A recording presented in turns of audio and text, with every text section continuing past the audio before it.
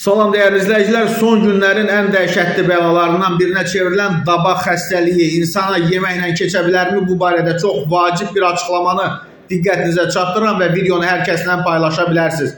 Kənd Təsərrüfatı Nazirliyinin şöbə müdürü Bayandur Rzayev bildirib ki, dəyərli izləyicilər, bu ehtimal demək olar ki, yoxdur. Dabaq xəstəliyi insanlara heyvan mənşəli çiğ qida məhsullarının istehlakı nəticəsində keçə bilər. Azərbaycanda ət və süd məhsullarının çiğ şəkildə qəbulu ənənəsi demək olar ki, yoxdur. Bu səbəbdən bu xəstəliyin insanlara keçmə ehtimalı sıfıra bərabərdir.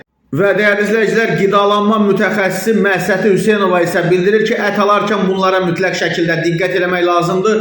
Yaxşı olar ki, onu etibarlı mənşəyi bəlli olan yerdən alınmasına diqqət edəsiniz. Baytarlıq arayışının olub-olmamasına dair də mütləq məlumat olmalıdır. Heyvanın kəsilmə və ətin saxlanılma şəraiti də düzgün olmalıdır. Çünki ət 2-4 dərəcəyə qədər temperaturda saxlanılmalıdır. Əgər otaq temperaturunda yaxud da açıq havada saxlanılırsa, bu ətin xarab olmasına və tərkibinin dəyişməsinə gətirib çıxarır. Eyni zamanda keyfiyyətli və təzə ət görünüşü ilə də seçilir. Bunu ətin iyi görünüşü və teksturasından da anlamaq olur və təzə və keyfiyyətli mal yaxud quzu əti adətən qırmızı rəngdə olur. Barmaqla basıb çuxur yaratdıqda tezliklə əvvəlki vəziyyətinə qayıdır.